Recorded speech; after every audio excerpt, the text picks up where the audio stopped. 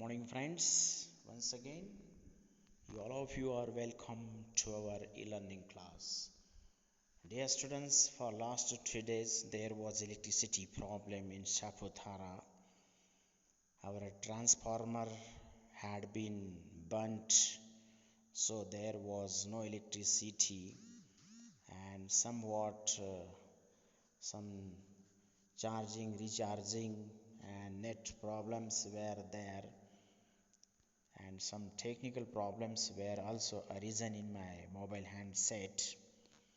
So once again I welcome you to the last portion of this lesson. What happened the next, as we had seen that when the girls Peggy and Maddie had gone to visit Wanda Petronsky's house at Bogin's Height, but they returned empty-handed because Petronsky's had left for the big city. या हाँ, तो हमने कहने का मतलब ये है कि पिछले वीडियो तक हमने देखा था कि पेगी और मैडी जो हैं वंडा पेट्रोंस्की के घर जाते हैं जब वंडा पेट्रोंस्की ने मतलब वो गांव छोड़ के चले गए, और उसके पिताजी ने उनके क्लास टीचर मिस मैसन को एक चिट्ठी लिखा था कि हम जो पेट्रोंस्कीज हैं हम अभी ये सापुतारा छोड़ के सेंट एन स्कूल छोड़ के हम दूसरे गांव जा रहे हैं सूरत में, क्योंकि बड़े सिटी में कोई पूछता नहीं कि तुम्हारा नाम ऐसा है, तुम दिखने में ऐसे है, तुम्हें एक ही कपड़ा है, तुम गरीब है, ऐसे नाम को लेकर कोई चिढ़ाता नहीं है। सिर्फ इधर ही छोटे गांव में, खेड़े गांव में ही लोग नाम रखते हैं। तो हम ये गांव छोड़ के जा रहे हैं क्योंकि हमारे बच्चों को काफ़ी यहाँ टीजिंग हुआ है कि तुम्हारा नाम ऐसा है पेट्रोंस्की वगैरह ऐसा। तो my daughter Wanda and my younger son Jake will not come to your school. तो मिस मैसन को बहुत दुख हुआ और सभी बच्चों को उन्होंने बताया कि इसके आगे ऐसा किसी को चिढ़ाने का नहीं। देखो, आपका चिढ़ाने की वजह से, आपका टीजिंग की वजह से किसी को स्कूल छोड़ के, गाँव छोड़ के जाना पड़ा। Is this right thing dear students? So जो हो गया वो हो गया, इसके आगे कोई किसी को चिढ़ाएगा नहीं, ये बहुत सीरियस मैटर है। तो ऐसे टीचर ने बताने के बाद पेगी और मैडी को भी बहुत सदमा पहुंचा, काफ़ी दुखी हो गए, और फिर वो वंडा पेट्रोंस्की वो गांव सही में छोड़ के चले गए कि नहीं गए वो देखने के लिए वो उसके घर बोगिन्स हाइट जाते हैं। लेकिन वहाँ जब जाते हैं तो पता चलता है कि पेट्रोंस्कीज वहाँ घर में नहीं थे। बहुत ही एक सादा सिंपल घर था, घास वगैरह उगा हुआ था लेकिन क्लीन था, तो भी एरिया प्लास्टिक वगैरह कुछ घान घुन डर्ट वगैरह ऐसा डर्टीनेस नहीं था, और प्लास्टिक कोई वहाँ पोल्यूशन नहीं था। लेकिन एक अकेला घर था एक चट्टान पे, हिल पे, और वहाँ से रिटर्न आए तो अब क्या करने का। ये पेगी और मैडी काफ़ी दुखी हो गए, अरे हम तो वंडा को नहीं मिल पाए। तो वंडा के मन में हमारे बारे में आखिर में एक गलत भावना कि ये लड़कियां मुझे टीजिंग करती थी, छेड़ती थी, तो हमारे प्रति एक गलत भावना उसके मन में होगी कि ये लड़कियां अच्छी नहीं है करके, और गुस्से की भावना होगी। तो हम ये इसे रिलेशन को कैसे अमेंड करें? अमेंड का मतलब है दुरुस्त करना, रिपेयर करना। तो क्या करें, इस तरह से उनको भी प्रॉब्लम था, वो लड़कियां भी काफ़ी सोच में डूबी थी। लेकिन क्या करें, पेट्रोंस्कीज वहाँ नहीं थे। फिर वो घर रिटर्न आते हैं, और फिर जब उन्होंने आजू बाजू में दोनों दरवाजे जब चेक किए पेट्रोंस्की के, तो वहाँ घर में कोई नहीं था। फिर वो रिटर्न आते हैं, तो उसके आगे क्या हुआ हम ये स्टोरी में देखेंगे। There was no doubt about it, the Petronskis were gone. अभी कोई शंका, वहाँ कोई शक उपस्थित नहीं हो रहा था, डाउट कि पेट्रोंस्की वहाँ है, वो शायद चले गए थे। How could they ever make amends? Amends यानी दुरुस्ती, कि उनके रिलेशन कैसे दुरुस्त करे वो, पेगी और मैडी वंडा के साथ उनके रिलेशन कैसे दुरुस्त करे। They turn slowly and made their way back down the हिल। और धीरे से पलटे और अपना रास्ता रिटर्न का उन्होंने वो हिल से, चट्टान से, वो टेकड़ी का जो एरिया था, चट्टान हिल का, बोगिन हाइट का ऊंचाई पे था, वहाँ से अपना वापस वापसी का रास्ता उन्होंने शुरू कर दिया। वेल एनीवे सेड पेगी, और फिर पेगी बोली वेल एनीवे, तो ठीक है, कोई बात नहीं। She has gone now, she और एपोस्ट्रोफी यस, यहाँ इसका मतलब हैज़ लेना, इज़ भी होता है लेकिन ये कंप्लीट परफेक्ट टेंस है, प्रेजेंट परफेक्ट, इसलिए शी हैज़ गॉन नाउ ऐसा। वैसे रिसेंट क्रिया हुई है, उसको कंप्लीशन के लिए एम आर इस साथ में वर्ब का 3 फॉर्म भी लेते हैं कि she is gone, but present perfect करके एक प्रेजेंट परफेक्ट तो पूरी क्रिया हुई है, इसलिए शी हैज़ गॉन नाउ, तो फिर वो अभी चली गई है। So what can we do, तो अब हम क्या कर सकते हैं। बिसाइड्स, बिसाइड्स यानी इसके अलावा, when I was asking her about all her dresses, she probably was getting good ideas for her drawings. अरे जब मैं उसको पूछता था ना कि how many dresses you have this and that, तो शायद वो मेरा कहने से वो 100 ड्राइंग्स निकालने के लिए वो मेरे से प्रेरणा ले रही थी, मोटिवेशन पा रही थी, इंस्पिरेशन ले रही थी मेरा ऐसा क्वेश्चन पूछने से कि तुम्हें कितने ड्रेसेस है, तो इसीलिए वो 100 ड्रेसेस का ड्राइंग निकाल सकी। प्रोबेबली का मतलब है possibly. She probably was getting good ideas for her drawings, और उसके ड्राइंग्स के लिए वो ऐसे मेरे से एक प्रेरणा ले रही थी, आइडिया ले रही थी, एक उसको पॉइंट मिल रहा था। आइडिया का मतलब इधर है पॉइंट, युक्ति या तो थिंकिंग, कल्पना ऐसे। She might not even have own the contest otherwise, contest का मतलब है कंपटीशन, शायद वो कंपटीशन भी नहीं जीत सकती थी। मैं उसको बोलता था कि how many dresses you have, इसकी वजह से उसको मोटिवेशन मिलता था और इसलिए वो 100 ड्रेसेस का ड्राइंग अच्छी तरह से निकाल सकी वो, और इसीलिए वो कॉन्टेस्ट कंपटीशन जीत सकी, वो मेरे कारण ही हुआ। एक ऐसा उसका इनडायरेक्टली वो बोलती है। कॉन्टेस्ट का मतलब है, कॉन्टेस्ट का मतलब है कंपटीशन, अदरवाइज नहीं तो ऐसा, नहीं तो फिर वो जीत नहीं सकती थी। Might not even have, might not even have मतलब ऐसा शायद नहीं हो सकता था, ऐसा इसका मतलब। Maddie turn this idea carefully over in her head, और जो ऐसे पेगी बोल रही थी तो उसने, पेगी क्या बोल रही वो दिमाग में लिया। For if there were anything in it, और ऐसी बोलती है उसमें कुछ सच्चाई है, तो she would not have to feel so badly, तो फिर उसको दुख करने की कोई ज़रूरत नहीं है। जैसे पेगी बोली ना कि मैं उसको जब पूछती थी कि how many dresses she has, तो उसकी वजह से उसको वो 100 ड्रेसेस का ड्राइंग निकालने के लिए प्रेरणा या तो अच्छे अच्छे पॉइंट्स मिल रहे थे वो ड्राइंग अच्छे निकालने के लिए, और इसीलिए वो कॉन्टेस्ट जीत पाई, मतलब वो कंपटीशन जीत पाई, नहीं तो ऐसा नहीं हो सकता था। तो फिर अगर ऐसा है तो फिर ये अच्छी बात है, फिर ज़्यादा दुख करने की कोई बात नहीं है, ऐसा वो मैडी ने दिमाग में सोचा। ऐसे ये 2 लाइन का मतलब।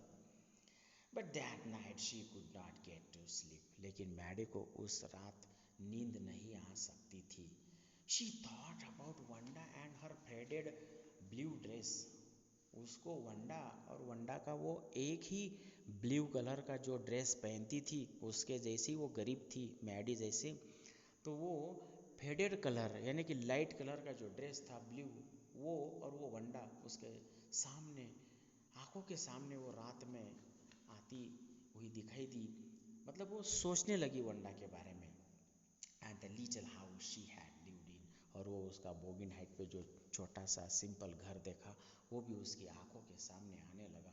And she thought of the glowing picture those 100 dresses made, और ग्लोइंग पिक्चर यानी एकदम ब्राइट चित्र, और वो 100 ड्रेसेस ने जो उसने 100 ड्रेसेस का बढ़िया ड्राइंग निकाला था, जो dazzling colour, lavish colour, rich colour, मस्त मस्त कलर के जो ड्राइंग निकाले थे, वो भी ग्लोइंग ब्राइट कलर के ड्राइंग उसकी आंखों के सामने आ रहे थे।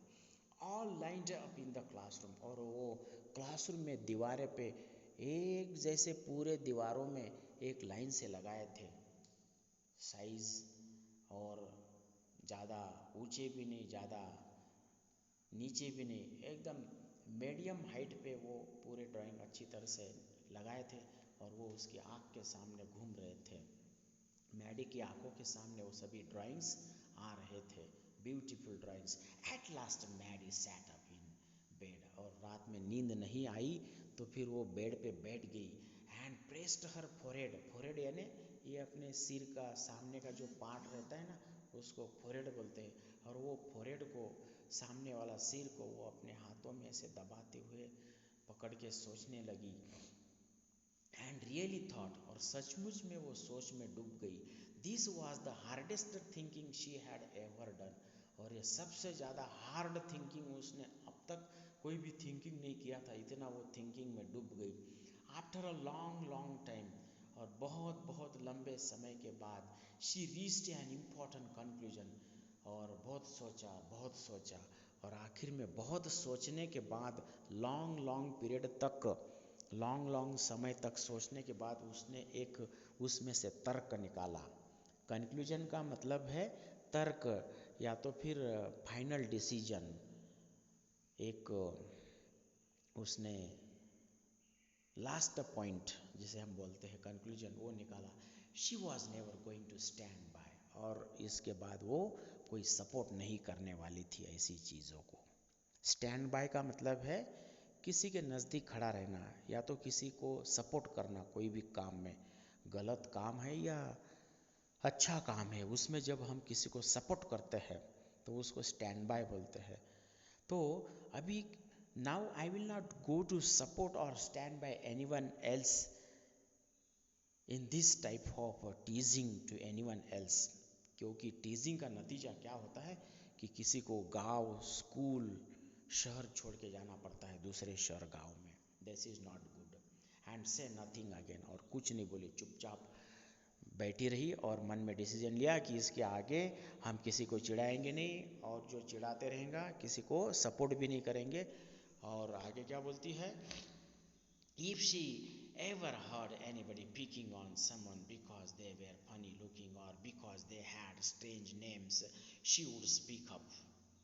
शी के बाद डी है, एपोस्ट्रॉफी डी, तो उसका मतलब वुड, कुड, शुड, तो इधर वुड लेने का, क्योंकि स्पीकअप जो है वो प्रेजेंट टेंस है, और इधर स्पीक का स्पोकन रहता तो फिर डी का हैड रहता उधर, ऐसा। तो ये शुड, कुड, वुड रहता है एपोस्ट्रॉफी करके, तो फिर इधर प्रेजेंट टेंस में वो क्रियापद रहता है। तो फिर अगर कोई किसी को चिढ़ाता है, ये जो है ना पिकिंग ऑन, पिकिंग ऑन का मतलब है इधर मेकिंग फन, या तो किसी को पकड़ने का मतलब चिढ़ाने के लिए। और कोई किसी को चिढ़ाएगा तो फिर मैं उसके खिलाफ लड़ूंगी कि क्या फनी लुकिंग है, दिखने में तुम ऐसी क्यों है, और तुम्हारा नाम इतना स्ट्रेंज क्यों है, तो मैं उसके खिलाफ उठ के बोलूँगी, ऐसी वो बोलती है।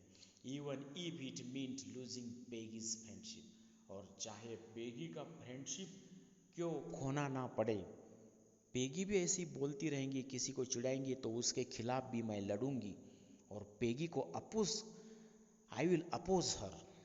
If Peggy is my friend and if she teases more next time, I will oppose her. And if my friendship is lost there, मेरी फ्रेंडशिप भी चली गई पेगी के साथ तो भी कोई फर्क नहीं पड़ता है, ऐसे वो सोचती है। She had no way of making things right with Wanda, अभी वंडा के साथ कोई अच्छे रिलेशन करने के लिए कोई चांस नहीं था। But from now on she would never make anybody else that unhappy again, लेकिन इसके आगे वो किसी को अनहैप्पी नहीं करेंगे। On Saturday Maddie spend the afternoon with Peggy, और जो कमिंग सैटरडे था वो सैटरडे को पेगी के साथ मैडी दोपहर का टाइम खर्चा कर रही थी। उसने दोपहर उसके साथ टाइम वो व्यय किया, स्पेंट यानी खर्चा किया, पैसे ही नहीं खर्च करते हैं, टाइम भी खर्च करते हैं, तो उसने वो टाइम बिताया, ऐसे वो स्पेंड का इधर मतलब। They were writing a letter to Wanda Petronski के, और दोनों मिल के वंडा को लेटर लिख रहे थे। It was just a friendly letter telling about the contest, और वो कंपटीशन के बारे में लेटर लिख रहे थे वंडा को। And telling Wanda she had won, और वो लेटर में लिख रहे थे कि अरे वंडा तुमने वो ड्राइंग का कंपटीशन जीता है। They told her how pretty her drawings were, pretty यानी ब्यूटीफुल, प्रीटी का मतलब क्या होता है ब्यूटीफुल। अरे तुम्हारे ड्राइंग्स कितने सुंदर है। हर एक ने तुम्हारे ड्राइंग को सराहा, तारीफ किया, प्रशंसा किया। वाह, क्या ड्राइंग है, क्या ड्राइंग है, क्या ड्राइंग है, क्या कलर पेंटिंग है ड्राइंग्स में।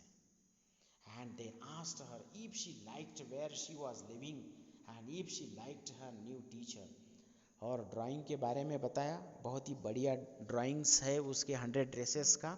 सभी स्कूल और सभी स्टूडेंट्स ने उसकी प्रशंसा, उसके ड्राइंग्स की प्रशंसा की और उसको मेडल भी मिला। और वो ड्राइंग का कंपटीशन भी उसने जीता है। कॉन्ग्रेचुलेशन। और तुम हो सके तो रिटर्न ये स्कूल में फिर से आ जाओ, हम कोई चिढ़ाएंगे नहीं, और कोई दूसरे चिढ़ाएंगे तो हम उसको फटका मारेंगे। मतलब फटका मारेंगे मतलब कहने का मतलब ये है कि हम उसको अपोज करेंगे और वो चिढ़ाने का रोक देंगे ऐसा। क्योंकि वो पोलैंड के थे, पोलिश थे। पोलिश मतलब पुलिस नहीं, कि वो पोलैंड के रहने वाले, पोलिश या तो पॉलिश ऐसा। तो वो जैसे इंडिया के इंडियन है वैसे पोलैंड के पोलिश ऐसे। तो इसलिए वो अलग अलग कंट्री का ऐसा डिफरेंसेस रहते हैं, भेदभाव करते हैं, लेकिन ऐसा नहीं होना चाहिए dear students. And they asked her if she liked where she was living. और वो गर्ल्स ने लेटर में ऐसा भी लिखा, जिक्र किया, वेदर या तो if she liked where she was living, और जहाँ वो रह रही थी वो जगह उसको पसंद आया क्या। And if she liked her new teacher, और वहाँ की नई टीचर भी आपको पसंद है क्या, वंडा, ऐसे वो लेटर में लिखते हैं। फिर आगे क्या हुआ प्यारे बच्चों, देखिए। दे हैड मीन टू से दे वेर सॉरी, और वो सॉरी मांगते हैं लेटर में कि हमने आपको काफ़ी तकलीफ दिया Wanda. But it ended up with they are just writing a friendly letter. लेकिन ऐसा फ्रेंडली लेटर उन्होंने लिखा और उसमें फिर अभी सब गुस्सा, हर एक दूसरे का द्वेष निकल गया। और वंडा प्लीज़ फॉरगिव अस, और वंडा हमें माफ़ कर दीजिए, हमने तुमको बहुत टीजिंग किया, चिढ़ाया, और आपके दिल को बहुत बड़ा ठेस पहुंचाया, जिसकी वजह से आपको ये स्कूल और गांव छोड़ना पड़ा। We are very very sorry Wanda, and please we beg extremely sorry, and please forgive us, और हमें माफ़ कर दीजिए, और हो सके तो वापस फिर से स्कूल में आ जाओ, you are re welcome here. ऐसे वो फ्रेंडली लेटर में लिखा। The kind they would have written to any good friend, जैसे कोई हम अपने नज़दीकी मित्र को, दोस्त को जैसे लेटर लिखते हैं, वैसा वो फ्रेंड का लेटर उन्होंने वंडा को लिखा। और पहले चिढ़ाते थे। And they signed it with lots of Christmas for love. ये जो है ना, ये एक्स का, एक्स एपोस्ट्रोफी एस का मतलब है क्रिसमस। और वो क्रिसमस त्यौहार का समय चल रहा था, इसलिए वो क्रिसमस की ढेर सारी मेरी क्रिसमस ऐसे उनको क्या देते हैं, मतलब विशिंग भी करते हैं। और लेटर को साइन किया कि मेरी क्रिसमस। साइन का मतलब है जो आखिर में लेटर लिखने के बाद हम ऐसे, किसने लेटर लिखा है, मयूर, विलियम, ऐसा साइन करते हैं, और मेरी क्रिसमस ऐसा। They mailed the letter to Boggins Heights, और बोगिन्स हाइट्स को वो लेटर उसके पते से डाल दिया। मेल का मतलब पोस्ट करना, अमेरिकन इंग्लिश में मेल बोलते हैं, ब्रिटिश इंग्लिश में पोस्ट बोलते हैं। तो ऐसे बोगिन्स हाइट का एड्रेस डाल के वो पोस्ट कर दिया। Writing please forward on the envelope, envelope का मतलब है pocket.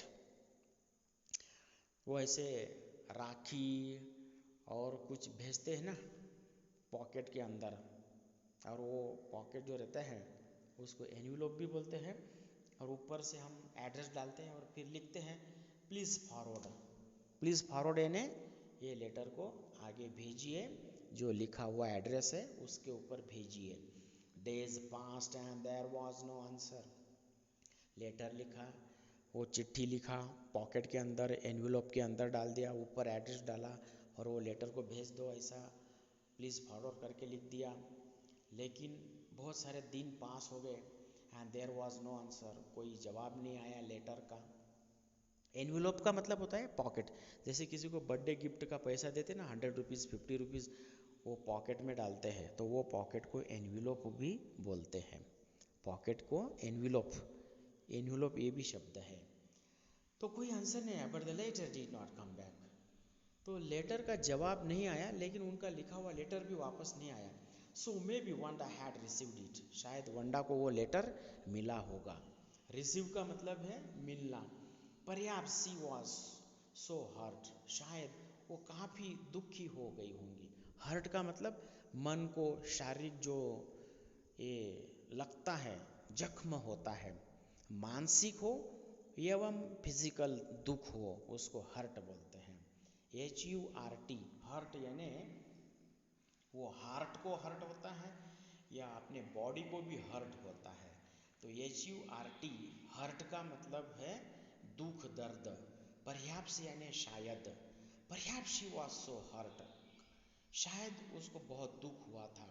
And angry she was not going to answer, और शायद उसको दिल को ठेस पहुंचा था और उसकी वजह से गुस्सा भी आया होगा शायद, इसीलिए she was not going to answer, इसलिए वो अपने लेटर का जवाब नहीं दे रही थी, ऐसा उनको लगा। तो ऐसे perhaps she was so hurt and angry, शायद वो काफ़ी गुस्से में और दुखी होंगी, और she was not going to answer, इसलिए वो अपने लेटर का जवाब नहीं दे रही थी। यू कुड नॉट ब्लेम हर, आप उसको दोष नहीं दे सकते। ब्लेम का मतलब है दोष देना। वीक्स वेंट बाय, बहुत सारे सप्ताह गुजर गए। And still Wanda did not answer, और वंडा वो लेटर का अब तक जवाब नहीं दिया। तो afterwards what happened, now it was Christmas time and there was snow on the ground. अभी वो क्रिसमस का समय था और सभी तरफ ज़मीन पे बर्फ़ गिरा था। Christmas bells and a small tree decorated the classroom, और रूम नंबर 13 को सभी स्टूडेंट्स ने बहुत ही अच्छी तरह से डेकोरेट किया। डेकोरेट का मतलब क्या होता है? डेकोरेट का मतलब है सजाना, और वो बच्चों ने काफ़ी अच्छे तरह से रूम को सजाया। डेकोरेट यानी सजाना। Small tree, Christmas tree, Christmas के जो बेल्स रहते, क्रिसमस के जो ये बेल्स घंटी रहती है ना, घंटी, वो घंटी बजती है क्रिसमस की, जिंगल बेल जिंगल बेल, वो क्रिसमस का बेल्स, और क्रिसमस ट्री, फुगे, ऐसे डेकोरेटिव पेपर्स वगैरह, ऑर्नामेंटल पेपर भी बोलते हैं उसको, वो सब लगाए थे। और क्रिसमस का समय में ऐसे सजाते हैं और फिर बाद में छुट्टियां लग जाती हैं 2-3 दिन के बाद। On the last day of school before the holidays, और फिर छुट्टी लगने से पहले कुछ आखिरी दिन, जैसे कि 25 को मेन त्यौहार रहता है, तो 22-23 तारीख तक स्कूल रहता है, 21 या 22 या 20 को, वो स्कूल पे डिपेंड रहता है, मैनेजमेंट पे। तो कभी 20 को रहता, कभी 21 को रहता, कभी 22 को रहता है। तो ऐसा जिस एरिया में वो त्यौहार कितना ज़्यादा मनाते हैं उसके ऊपर वो डिपेंड रहता है। वो कम्युनिटी ज़्यादा है क्रिश्चियन, तो फिर जल्दी 20 को ही छोड़ देते हैं ऐसा। तो फिर 20 आखिरी दिन रहता है फिर, जहाँ क्रिश्चियन कम्युनिटी ज़्यादा है, और क्रिश्चियन कम्युनिटी कम है तो फिर 21, 22 या 23 भी ले लेते फिर, अगर क्रिश्चियन लोग कम है तो फिर इस तरह से ये अभी अमेरिका है तो ये 20 को पकड़ लीजिए, तो 20 को फिर वो आखिरी दिन होगा, फिर उसके बाद छुट्टियां लगने वाली होंगी क्रिसमस की। तो बहुत ही पूरा रूम नंबर 13 डेकोरेट किया था। The teacher showed the class letter she had received that morning, तो बच्चे ने ऐसे, वो सभी स्टूडेंट्स ने, वो वंडा, पेगी, मैडी, वो सभी जो रूम नंबर 13 का जो क्लास था, 9 का 8 का जो क्लास होगा, तो फिर उन्होंने वो रूम को पूरा क्रिसमस का सजाया था। और फिर उसी सुबह मिस मेसन टीचर को, सुबह सुबह का टाइम था, तो उनको एक लेटर प्राप्त हुआ और वो लेकर आई क्लास में। रिसीव का मतलब क्या है? रिसीव का मतलब है हासिल होना, RECIVE, रिसीव यानी हासिल होना। You remember Wanda Petronski, the gifted little artist who won the drawing contest. तो प्यारे बच्चों, आपको वंडा पेट्रंस्की मालूम है ना, जिसने ड्राइंग का कंपटीशन जीता है, आप याद है?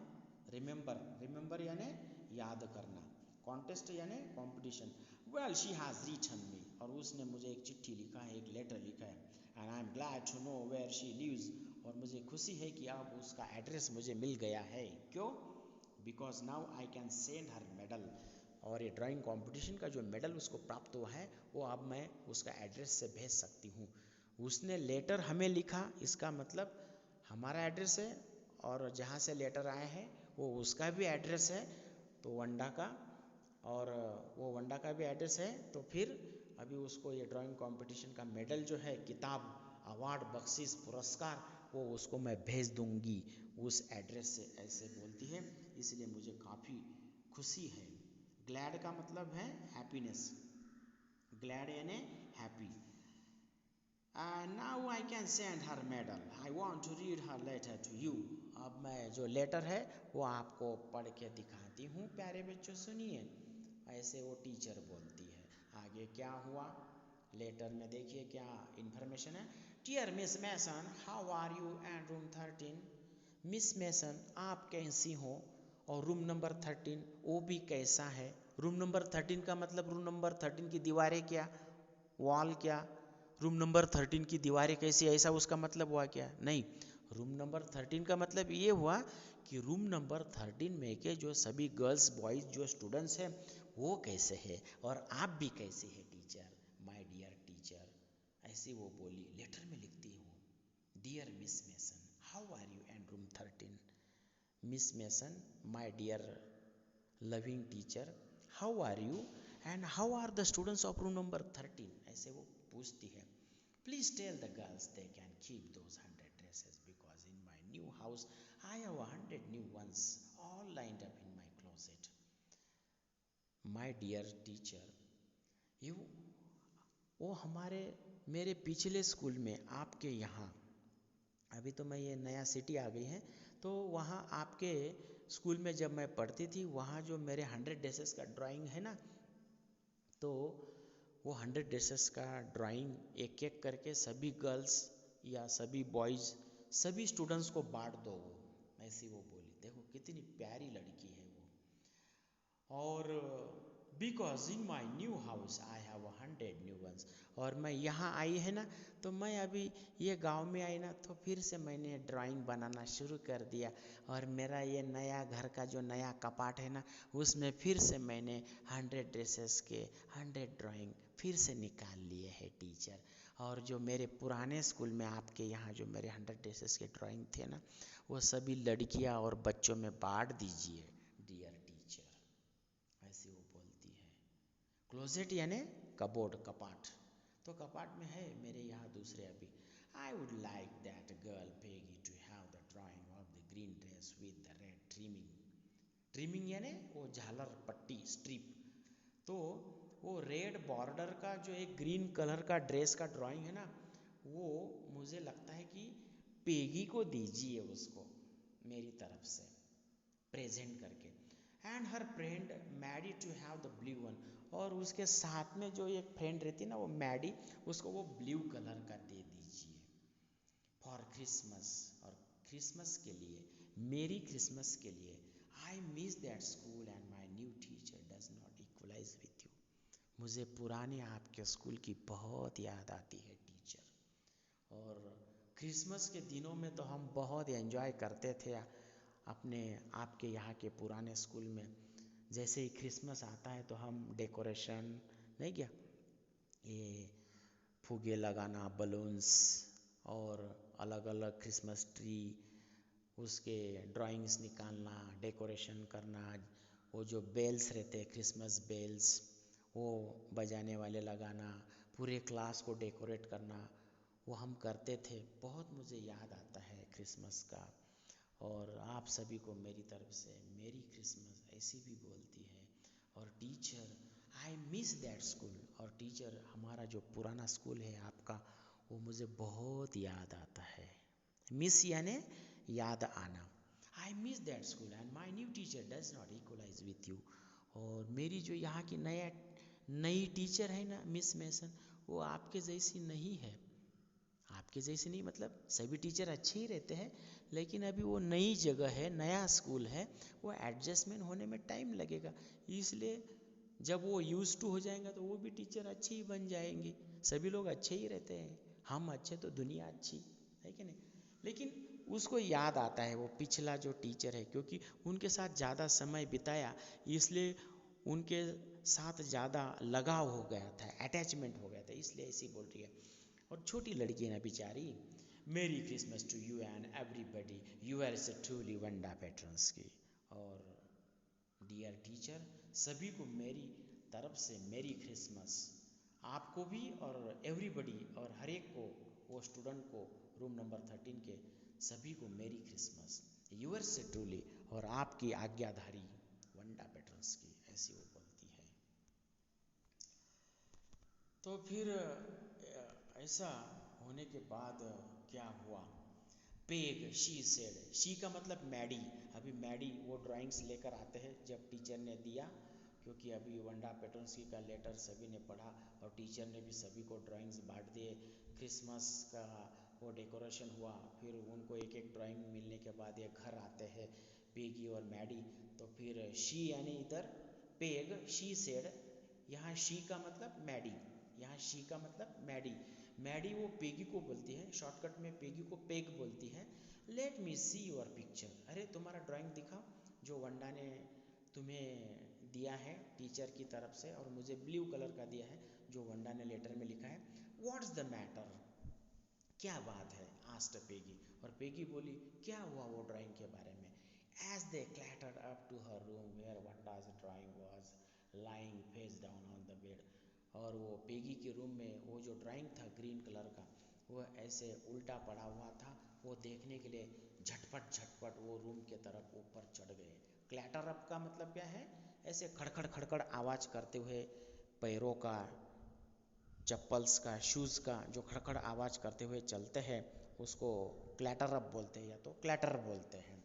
तो ऐसा खड़खड़ आवाज़ करते हुए पैरों का वो रूम की तरफ जाते हैं और वहाँ ड्राइंग देखा। मैडी केयरफुली रेस्ड इट, और मैडी ने वो ड्राइंग को बहुत ही संवेदनशील मन से उठाया। रेज यानी उठाना। लुक, देखो, शी ड्रीव यू, और देखो ये जो ग्रीन कलर का ड्राइंग दिया है ना, ये ड्राइंग में आपकी शक्ल उसने निकाली है। ये ग्रीन कलर का ड्राइंग आपके लिए देने के लिए बोला, इसका मतलब क्या है, तो ये ग्रीन कलर का ड्राइंग में वो पेगी को देखती थी, वंडा पेगी को देखते हुए उसने वो ग्रीन कलर का ड्राइंग निकाला था ड्रेस का, और इसीलिए फिर उसने चिट्ठी में लिखा कि वो ग्रीन कलर का ड्रेस का ड्राइंग पेगी को दे दो, और ब्लू कलर में मुझे देखती थी मैडी को, इसलिए ब्लू कलर का ड्राइंग मुझे दिया। ऐसे वो एक्सप्लेनेशन कर रहे हैं। लुक शी ड्रीव यू, और देखो उसने तुम्हारा ड्राइंग निकाला है, तुम्हारा पर्सनैलिटी ये ड्राइंग में निकाला है। ड्रीव का मतलब निकालना, मतलब ड्रॉ यानी निकालना, और ड्रॉ का पास्ट टेंस ड्रीव यानी निकाला, और तीसरा रूप है ड्रॉन। दैट्स यू, वो तुम है। शी एक्सक्लेम, ऐसे वो मन की भावना व्यक्त करते हुए बोलती है। And the head and face of this picture did look like Peggy, और तुम पेगी जैसा ही ये ड्राइंग का पूरा ये जो पिक्चर है दिखाई देता है। जैसे पेगी का हेड फेस है, वैसे ही ये ग्रीन कलर का जो ड्रेस है रेड बॉर्डर वाला, ये तुम्हारा ही पर्सनालिटी उसने वंडा ने निकाला है, इसलिए वो आपको दिया है।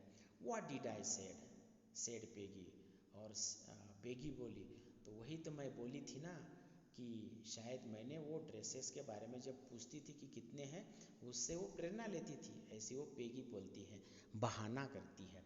She must have really liked us anyway, anyway यानी ठीक है, कुछ भी हो लेकिन वो हमें चाहती है, नहीं तो फिर वरना वो हमें ड्रेस का ड्राइंग देने के लिए बोलती कि वो टीचर को नहीं, ऐसा। Yes she must have agreed Maddie, और मैडी भी उसके साथ सहमत होती है, एग्री होती है, और वो बोलती है शायद आप बराबर बोल रही है, मतलब सही बात है, बिल्कुल।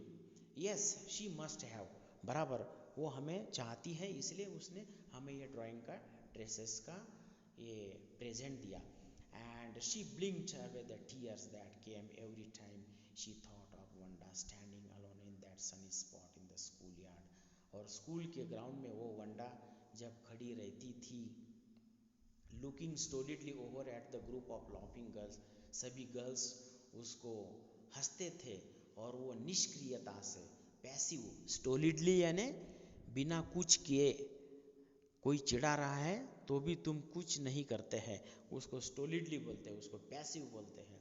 ऐसे वो खड़ी रहती है। After she had walked off, और जब वो धीरे धीरे चलती है और उसको पूछा जाता है कि how many dresses she has, after she had said, और बाद में वो बोलती है, श्योर 100 ऑफ देम, अरे पक्का, श्योर यानी पक्का, पक्का यानी कि कंफर्म, कितने, 100 ड्रेसेस, मेरे पास 100 ड्रेसेस है, ऑल लाइंड अप, पूरे के पूरे लाइन में रखे हैं मेरे कबोर्ड में, मेरे क्लोजेट में।